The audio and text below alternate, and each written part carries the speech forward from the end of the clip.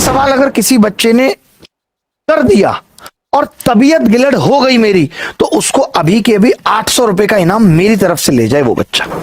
आज आप तरीके देखो, ये होते हैं सवालों को करने के तरीके।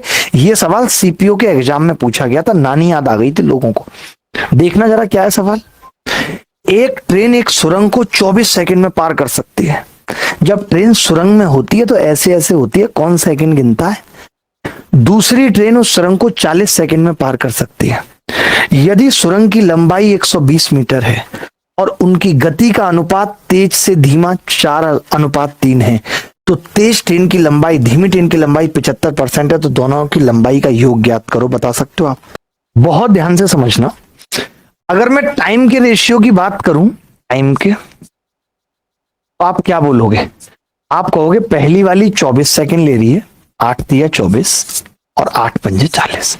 टाइम का जो रेशियो है दोनों का वो 3:5। ये बात मानते हो कि नहीं? अरे मानते हो कि नहीं बोलो भाई।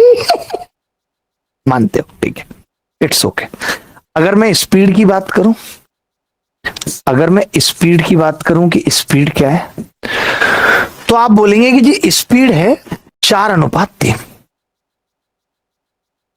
अगर स्पीड को टाइम से गुणा कर दें तो हम ये बता सकते हैं कि दोनों ने डिस्टेंस कितनी ट्रेवल की है। तो आपका जवाब होगा 3 से 3 कट जाएगी, गुणा करके 4:5 ट्रेवल की है। पहली वाली ने 4 चली है, दूसरी वाली ने 5 चली है, ये बात तय है। अच्छा, इनकी लंबाई लेंथ का रेशियो क्या है?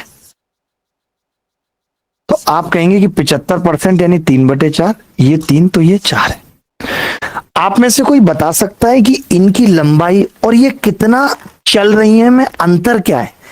इनकी लंबाई और ये कितना चल रही है में अंतर क्या है? तो आप कहेंगे अंतर 120 मीटर का है। ये अपनी लंबाई प्लस 120 चल रही है, वो भी अपनी लंबाई प्लस 120 चल रही है।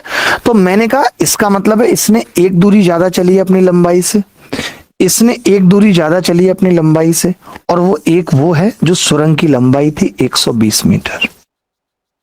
बोलो, अगर ये अलग अलग अनुपात आता, अंतर एक नहीं आता, तो मैं क्या लगा देता?